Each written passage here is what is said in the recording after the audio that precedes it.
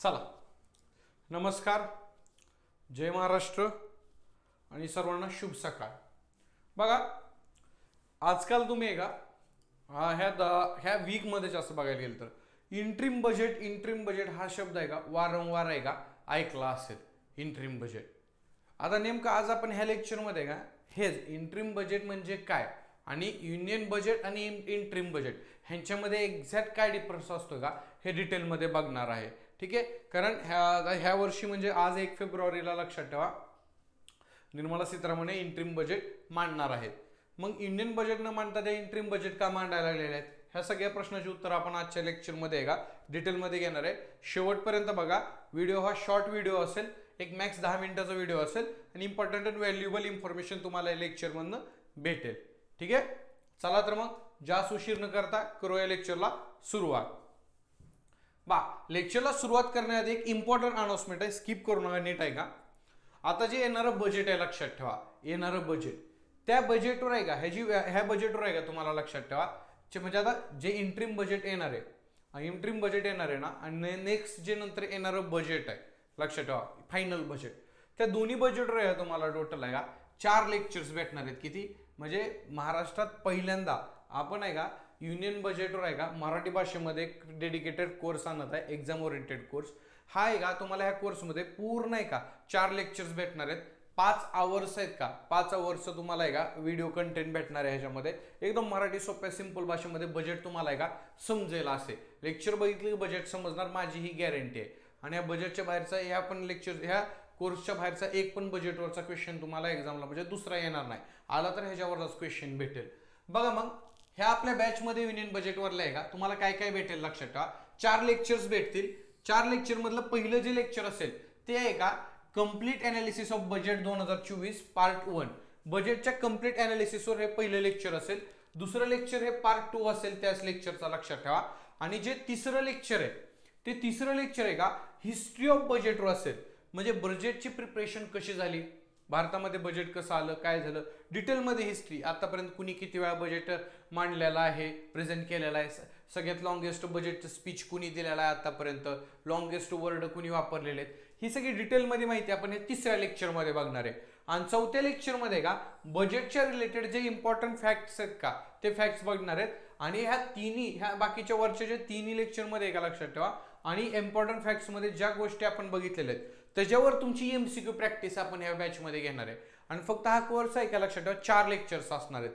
आणि ह्याची फी किती आहे, नाममात्र फी आहे। किती रुपये फी आहे याची लक्षात ठेवा, फक्त 99 रुपये फी आहे।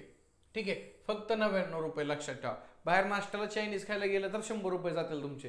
ठीक आहे, 99 रुपये फी असणार आहे ह्या कोर्सची, तुम्हाला नक्कीच व्हॅल्यू भेटेल या कोर्समधनं। बघा, मराठीमध्ये महाराष्ट्रात पहिल्यांदा असा बजेटवर डेडिकेटेड आपण कोर्स आणलेला आहे, नक्की परचेस करा। एक्झामला सर्व एक्झामला तुम्हाला याचा का फायदा होईल। मग तुम्ही एमबीए करत असाल, एमबीए एंट्रन्सची तयारी बघा, 40 दिवसावर एमबीए एंट्रन्सची आहे का एमबीए एंट्रन्स आहे, 40 दिवसावर परीक्षा आहे। पुणे एसएससी असू द्या, इन्शुरन्सचे आता पेपर आहेत 13 फेब्रुवारीला, त्या इन्शुरन्सच्या पेपरसाठी म्हणा आणि जेवढे पण बँक एक्झाम वर्षभरात येणार आहेत सगळ्यासाठी हे इम्पॉर्टंट असणार आहे। ठीक आहे, त्यानंतर दुसरी अराउंड बघा, आपली आरंभ ही जनरल अवेअरनेसची बॅच आहे का आपण चालू केलेलं आहे, त्याची व्हॅलिडिटी 1 वर्ष आहे लक्षात ठेवा। त्याच्यामध्ये तुम्हाला होल इयरचं करंट अफेअर्स भेटणार आहे, होल इयरचं डिटेलमध्ये। आणि जर तुम्ही आरंभ बॅच घेतली तर तुम्हाला ही युनियन बजेटचा कोर्स या आरंभ बॅचमध्ये बिलकुल फ्री भेटणार आहे। प्लस या आरंभ बॅचमध्ये तुम्हाला आहे का इन्शुरन्स अवेअरनेस आहे का आपण लक्षात ठेवा, इन्शुरन्स अवेअरनेसचे 15 ते 20 लेक्चर आहे का पण प्रोव्हाइड करणार आहे। 1 वर्ष व्हॅलिडिटी आहे, फी याची 1000 प्लस जीएसटी आहे। ठीक आहे, ही पण बॅच तुम्ही घेऊ शकता। त्याच्यानंतर बघा, आता माझा जो बजेटवर कोर्स येणार आहे तो कोर्स मराठीत असणार आहे। सेम कंटेंट हा कोर्स तुम्हाला हिंदी आणि इंग्लिशमध्ये निखिल सरांनी लॉन्च केलेला आहे, निखिल डांगे सरनी। हा कोर्स तुम्हाला हिंदी आणि इंग्लिशमध्ये बघायला भेटेल, ह्याची पण फी 99 रुपये। त्याच्यानंतर 12 फेब्रुवारीपासून आपली प्रारंभ 2.0, ठीक आहे, प्रारंभ 2 ही नवीन ऑफलाईन बॅच येत आहे लक्षात ठेवा। 12 फेब्रुवारीपासून त्या ऑफलाईन बॅचची सुरुवात आहे। कोण तुमचे मित्रमैत्रीण नवीन आहे का ज्यांना बँकिंग करायची आहे लक्षात ठेवा, अशापर्यंत ही माहिती पोहोचवा। ठीक आहे, चला बघा इथपर्यंत ओके। आता इथून पुढे एक्झॅक्ट आपण स्टार्ट करूया लेक्चरला। बघा, पहिला प्रश्न, what is interim budget, interim budget म्हणजे नेमकं काय एक्झॅक्टली, हा पहिला प्रश्न। बघा, आता इंट्रीम बजेट म्हणजे काय रे भैया, आता लक्षात ठेवा कसं आहे, आता इंट्रीम बजेट हे ज्या वर्षी इलेक्शनचं इयर असतं का त्या वर्षी प्रेझेंट करतात, ज्या वर्षी इलेक्शन इयर असतं त्या वर्षी प्रेझेंट करतात. मागच्या वेळेस इंट्रीम बजेट सन 2019 साली प्रेझेंट केलं, सन 2019 साली ते प्रेझेंट केलं बघा. आणि त्याच्यानंतर फुल बजेट हे 5 जुलैला आहे का प्रेझेंट केलं, 5 जुलै महिन्यामध्ये फुल बजेट मागच्या वर्षी. ठीक आहे, चला मग आता ह्या वर्षी इलेक्शन इयर आहे, मग ह्या वर्षी पण आपलं गव्हर्नमेंट काय करणार आहे, इंट्रीम बजेट आहे का प्रिपेअर करणार आहे किंवा इंट्रीम बजेट प्रेझेंट करणार आहे. कारण कसं आहे आता इंट्रीम बजेट प्रेझेंट करण्याचा मोठो बघा काय आहे नेमका, कसं आहे कारण इलेक्शन झालं, इलेक्शन मध्ये कुणाला माहिती आहे का बीजेपीचं सरकार राहणार आहे किंवा बीजेपीचं सरकार जाणार आहे, काँग्रेसचं सरकार येणार आहे किंवा दुसऱ्या पार्टीचं सरकार येणार आहे, कुणाला माहित नाही ना इलेक्शन मध्ये काय होणार आहे. लक्षात ठेवा, कोणच प्रेडिक्ट करू शकत नाही इलेक्शन मध्ये. पण इलेक्शन कधी होणार आहे, मे जून ह्या महिन्यामध्ये इलेक्शन होणार आहे, फायनल त्याचे रिझल्ट सगळे येणार आहेत. पण मे महिन्यापर्यंत लक्षात ठेवा हे जे मधला जो गॅप आहे ह्या गॅपमध्ये सरकारने म्हणजे का सरकारने त्यांचा खर्च कसा भागवायचा, मग त्यांचा खर्च भागवण्यासाठी सरकार काय करते माहितीये का, ह्या इलेक्शन होईपर्यंत जो पिरियड आहे लक्षात ठेवा ह्या पिरियडमध्ये त्यांचा खर्च भागवण्यासाठी सरकार काय करते, शॉर्ट टर्म बजेट काढते. काय करते, शॉर्ट टर्म बजेट काढते. लक्षात ठेवा त्यासाठी शॉर्ट पिरियडसाठी एक बजेट काढते. मग त्या शॉर्ट पिरियडमध्ये काढलेल्याच बजेटला आपण काय म्हणतो रे, इंट्रीम बजेट म्हणतो. लक्षात ठेवा काय म्हणतो, इंट्रीम बजेट होतो, इंट्रीम बजेट म्हणतो. लक्षात ठेवा. ठीक आहे, कारण हा ट्रान्झिशन पिरियड आहे ना, आता जे पहिले सरकार होतं ते आता त्याचा कार्यकाळ संपत आलेला आहे. लक्षात ठेवा नवीन सरकार जे कोण पण येईल ते नंतर फुल फ्लेज बजेट मांडेल, पण जो आता त्याच्यानंतर जो मधला गॅप आहे तिथला खर्च भागवण्यासाठी सरकार जे शॉर्ट पिरियड साठी जे बजेट काढते ना त्याला काय म्हणतो आपण, इंट्रीम बजेट म्हणतो. किंवा ट्रान्झिशन पिरियड मधनं सरकार जात असताना ते जे त्यांचा खर्च भागवण्यासाठी लेखाजोखा काढतंय त्याला काय म्हणतो आपण, इंट्रीम बजेट म्हणतो. लक्षात ठेवा इंट्रीम बजेट म्हणजे कसं आहे आता माहितीये का, हे तर बघा आता गव्हर्नमेंट जवळ आहे का टाइम नसतो फुल फ्लेज किंवा फुल बजेट मांडायला, तेवढा टाइमच नाही ना आता पूर्ण वर्षाचा आराखडा सगळा क्रिएट करायला. कारण कसं असं माहितीये का, आता इलेक्शन तोंडावर आहे, जर समजा आता कॉन्स्टिट्यूशन मध्ये असं कुठेही प्रावधान नाहीये की इंट्रीम बजेट तुम्हाला इलेक्शनच्या इयरमध्ये मांडावं लागेल, कॉन्स्टिट्यूशन मध्ये आपल्या असं कुठंच लिहिलेलं नाहीये. लक्षात ठेवा, पण इंट्रीम बजेट मांडतात तरी बी. कारण कसं आहे, जर समजा आता इलेक्शन तोंडावर आहे, इलेक्शन तोंडावर असल्यामुळे का काय केलं आता एखाद्या पार्टीने लक्षात ठेवा बजेट मांडलं त्याच्यामध्ये नुसतं पब्लिकला आपण मराठी भाषेत काय म्हणतो गाजर दाखवलं, पब्लिकला गाजर दाखवलं आम्ही ही करायला लागलोय ती करायला लागलोय, आणि पब्लिकला इन्फ्लुएन्स करायचा प्रयत्न करू शकते ना सरकार. ठीक आहे, असं पण करू शकते पण करत नाहीत तसे. लक्षात ठेवा. ठीक आहे, पण करू शकते कारण कॉन्स्टिट्यूशन मध्ये आहे का असा कुठलाच रूल नाहीये की तुम्ही फुल टाइम बजेट मांडू शकत नाहीये. ठीक आहे, पण इलेक्शनच्या पिरियड मध्ये लक्षात ठेवा सरकार काय करते मग इंट्रीम बजेट मांडते. ठीक आहे, इंट्रीम बजेट. आणि त्याच्यानंतर बघा आता इंट्रीम बजेट जर मांडलं हा शॉर्ट पिरियड मधला जो खर्च आहे ना तो भागवण्यासाठी, नंतर इलेक्शन संपलं, इलेक्शन संपल्यानंतर जे कोणी पण नवीन सरकार येते का ते सरकार काय करते रे भाई, लक्षात ठेवा आता इलेक्शन संपल्यानंतर आहे का इनकमिंग गव्हर्नमेंट काय करते, हे फुल बजेट मांडते. लक्षात ठेवा, जे इनकमिंग गव्हर्नमेंट आहे ते काय करते फुल बजेट नंतर मांडते. लक्षात ठेवा, सत्तांतर झाल्यानंतर. ठीक आहे, किंवा इलेक्शन संपल्यानंतर मग ते फुल बजेट मांडते.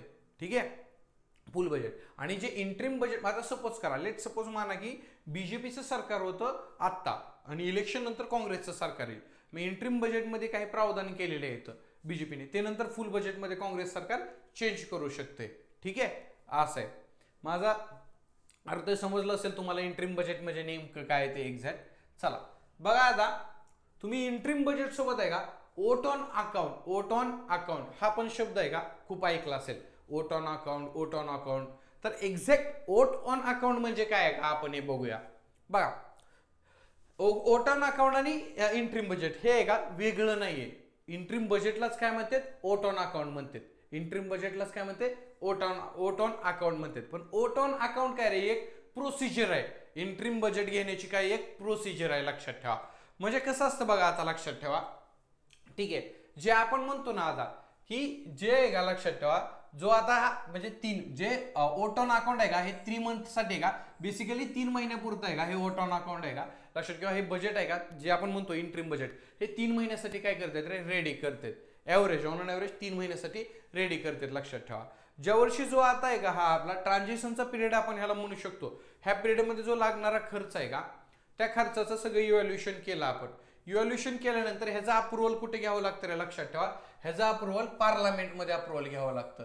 ठीक आहे, ह्या फंडाचं लक्षात ठेवा, प्रोव्हिजनचा अप्रुव्हल कुठे घ्यावं लागतं, स्पेशल प्रोव्हिजनचा म्हणजे ह्याचा अप्रुव्हल कुठे घ्यावं लागतं, पार्लमेंटमध्ये घ्यावं लागतं. ठीक आहे, पार्लमेंटमध्ये ह्या शॉर्ट पिरियडसाठी जे आहे का एक्सपेन्सेस किंवा खर्च जो होणार आहे त्याच्यासाठी आहे का, म्हणजे तो खर्चाचा जेवढा आराखडा आहे का तो पार्लमेंटसाठी आधी वोटिंगला मांडावा लागतो. मग पार्लमेंटमध्ये काय होतं रे, वोटिंग होते त्याच्यावर, लक्षात ठेवा. पार्लमेंटमध्ये काय होते, वोटिंग होते त्याच्यावर. आणि या पार्लमेंटमध्ये होणाऱ्या वोटिंगला किंवा ह्या प्रोसिजरलाच आपण काय म्हणतो रे, वोट ऑन अकाउंट म्हणतो. काय म्हणतो, वोट ऑन अकाउंटवर.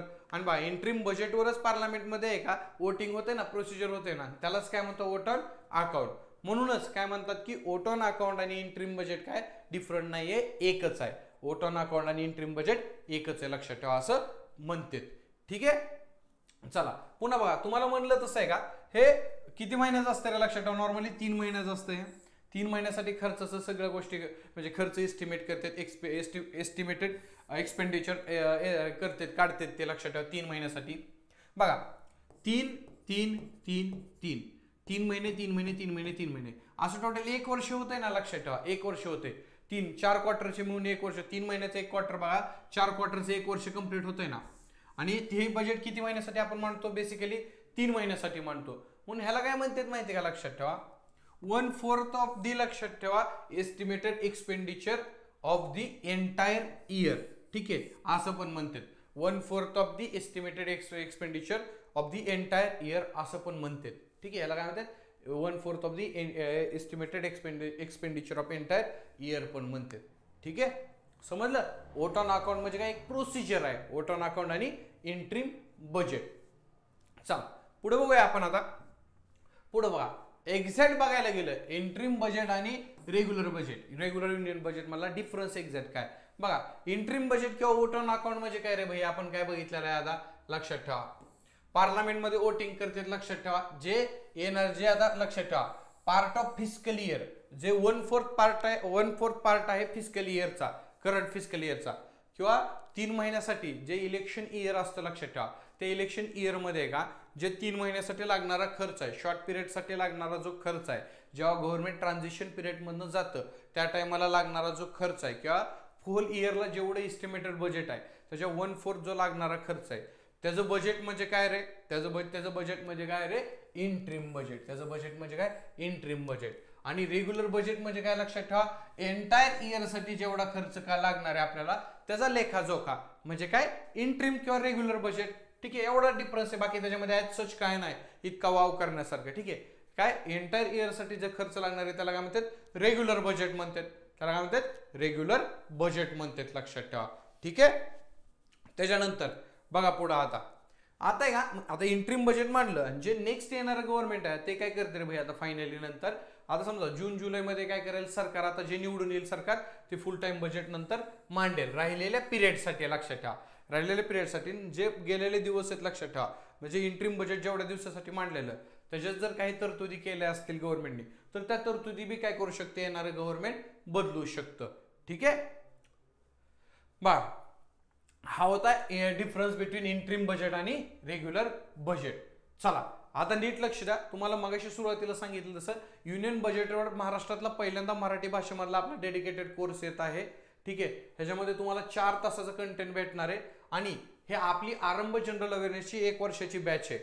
ह्याच्यामध्ये जर तुम्ही ही बॅच परचेस केली तर तुम्हाला इन्शुरन्स अवेअरनेसचा पूर्ण कोर्स ह्याच्यामध्ये भेटणार आहे, प्लस हा युनियन बजेटचा अख्खा जो कोर्स आहे का तो तुम्हाला ह्याच्यामध्ये भेटणार आहे. ठीक आहे, आरंभ मध्ये 1000 प्लस जीएसटी फी आहे. 1 वर्षाचं करंट अफेअर्स तुम्हाला ह्याच्यामध्ये भेटेल डिटेलमध्ये. आणि हा बजेटवरला डेडिकेटेड कोर्स आहे, पहिला कोर्स आहे महाराष्ट्रातला. मी गॅरंटी देतो 4 तासाचं कंटेंट बघितलं की बजेटसाठी तुम्हाला दुसरं काय बघायची गरज नाहीये कसली. ठीक आहे, चला तर मग इथंच थांबूया, नंतर डायरेक्ट आपण भेटूया आपल्या कोर्सच्या लेक्चरमध्ये. तोपर्यंत Jai Hind, Jai Maharashtra, take care, bye bye.